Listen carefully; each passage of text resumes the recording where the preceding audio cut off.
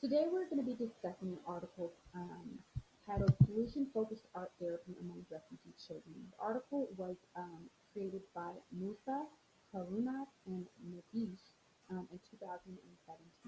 And the article was discussing if solution focused art therapy improved emotional disturbances among refugee children.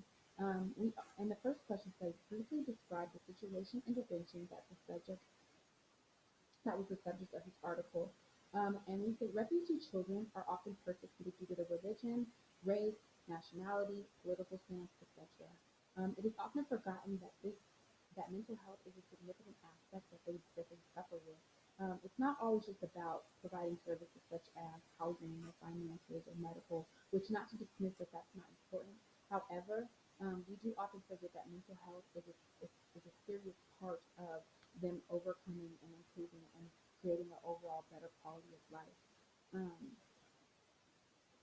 and this study is discussing if solution-focused art therapy can improve some depressive symptoms, um, symptoms of anxiety, symptoms of stress, symptoms of post-traumatic stress disorder, and other psychiatric disorders. The study consisted of 30 children that were refugees from countries from the Middle East. The intervention consisted of 5 sessions that had a gap of 3 days in between each intervention, between each service. Each group was 90 to 120 minutes, and they split up the group into 2 groups of 15. The second question says, how did the authors describe or set up a background context for this article? Was it useful for understanding the evaluation, design, and results? And I feel that the article did a great job in setting up the context of this article. It painted a great picture for some of the psychiatric disorders that many of the refugees go through, and I think that it was useful because these are issues that we in America are currently understanding that are a serious problem. We're currently understanding that these mental health issues, such as anxiety and stress and depression, have a big impact on how we live our lives. And I think that it paints a picture that this population is suffering from many of the same issues, along with some very serious issues that they're suffering just from fleeing countries and the stress that they're dealing with from being refugees. The third question says, which of the following types of evaluation did the article report on? And I said that this article reported on an outcome evaluation. The goal of this evaluation was to identify the effects of solution-focused art therapy among refugee children that were suffering from emotional disorders. We were already aware that mental health is a serious issue among this population. We were already aware that something needed to be done. However, we were trying to discover if this intervention had an impact on their needs. The fourth question says, report the research evaluation questions that the author stated. If the question is or not clearly stated, then report the questions that you think would have been beneficial. The article objective is to understand the effects of solution-focused art therapy for children that struggle with emotional disturbances. The statement in the objective was clearly stated. However, the question of the article left uncertainty. The question should have been direct and to the point with regards to what they suspected the solution-focused art therapy could contribute to the emotional state. Will solution-focused art therapy improve symptoms of refugee children that are suffering from emotional disturbances? That is a question that I possibly how I would have created it. Or can solution-focused art therapy improve refugee children who are emotionally disturbed? The second question to number 4 says, does the inclusion or exclusion of specific questions help or hinder the quality of this article? And I feel like there was not a specific question. It was stated that this article was what the article was going to study. Um, the purpose of the like I said, the purpose of the article was to study the effect of it, but it didn't ask a specific question. So, does solution focused art therapy improve the symptoms of refugee children who have emotional disturbances? This statement allows us to understand what we're actually trying to do. The statement provided just seems so bland and it left you unsure. It didn't take a side. It didn't actually formulate a hypothesis. However, I do believe that the question allowed them to reach appropriate results. The question asked, interventions and evaluation methods used allowed the reader to identify the impact of solution-focused therapy among this group. Question 5. The source of data What sorts of data were used to provide answers to the questions? Do you think that these sources of data are appropriate, correct for answering the evaluation questions? Why or why not? The pre and post tests were used. This article used the Depression, Anxiety, and Stress Scale, DASS-21, um, to score initially used as pre-test to get a baseline and then as post-test to determine the results. Um, it was a 21-item self-questionnaire that gathers information of the participants with regards to measuring the severity of the symptoms such as depression and anxiety and PTSD and stress and things of that nature. Um, this this DASS-21 was utilized prior to the solution-focused therapy and then utilized the same scale 3 weeks later of the intervention at the termination of the intervention to gauge the symptoms and to determine if the intervention was beneficial. What methods, statistical procedures were used to analyze data? And as mentioned, they used for pre and post tests to understand the effect of the intervention. It was a single group study without a control group. Did the author explicitly attend to any cultural or ethical considerations? Um, how, if so, if were the decisions impact on methodology? Do you think the authors did what was, do you think that what they did was sufficient?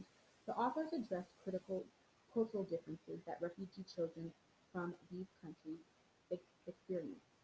They were sensitive to the environment and prior experiences that these children had endured. For example, one of the tools used in the study was the miracle question, which asked if everything could be perfect and if you woke up the next day, um, how would life look?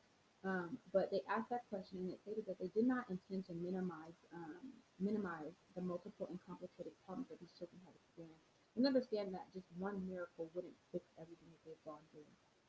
The authors also completed a single group study and split the participants up in groups because it would have been completely unethical to intentionally dismiss services from a population that really needed it and was extremely vulnerable. And that would have been, in a sense, doing harm to a very vulnerable population from their age to their experiences to their nationality. It would have just been very unethical. The methods they used were compassionate and culturally sensitive. They were considerate. They understood the mental health disorders. That they understood that they possibly were going to be guarded, and they did a good job at developing rapport. That was one of the first things that they said that they did. They didn't just jump into interventions. They said that they were developing a rapport. Um, and I think that that was something that was extremely important. I think that the author's study was sufficient. They provided therapeutic services to a population suffering from mental health issues. They conducted pre and post tests. They conducted pre-tests to determine a baseline statistical data and follow with a post test to understand the impact of the intervention. Question number 8 says provide an overall summary of the article. What were the positives and negatives of the evaluation approach? Do you trust the author's results? The study indicated that the solution-focused art therapy decreased depressive anxiety and overall stress symptoms in the groups. They mentioned that since it was a single case study, that there could have been numbers of factors that had an impact on the decreased symptoms and of depression and anxiety and stress like that. I do believe that that could have been a negative because there could have been multiple things that had an impact on that. However, understanding that solution-focused art therapy is a valid tool is something that you can be confident that it had an impact on the results. The positive attributes of this study is that there is statistical proof that the emotional disturbances were improved. Their methods were useful, they were feasible, and it's a study that could be easily repeated with or duplicated with a similar population. They were culturally sensitive and remained ethical during the study. Incorporating art therapy was a successful tool because, as mentioned, it is an excellent tool for helping children explain what is currently going on in their lives. It allows them to express themselves when they don't have words to do that. And we all know dealing with children that art therapy is something that has been proven to be beneficial. Um, Number 9, what would you like to tell your colleagues about using this intervention? Give some hints and tips. One aspect of the study that I would have altered would have been with regards to the time frames. I think that the ages were 14 to 18, and I think that that might have been a little too long for about 14 and 15. Not saying that it could not have been useful, but I think that just retaining the information and actually being able to understand, I would have probably limited it to about an hour. I also would have considered separating the groups. Ages 14 and ages 18 have two completely different life stresses and life struggles. And I would have considered splitting that up to 14 to 16 and a half, and then 16 and a half to 18. And depending on 16, they could go through whatever group, depending on their maturity and experiences and things of that nature. I also believe that 5 sessions was a little small, was a little too small for this case. It either was a little too small, or the 72-hour gap in between would have been a little too big. I think I would have either included the number of sessions, or I would have reduced the time in between those sessions. And I think that could have improved with developing rapport, retaining information, and other aspects of the study that could have resulted in higher results.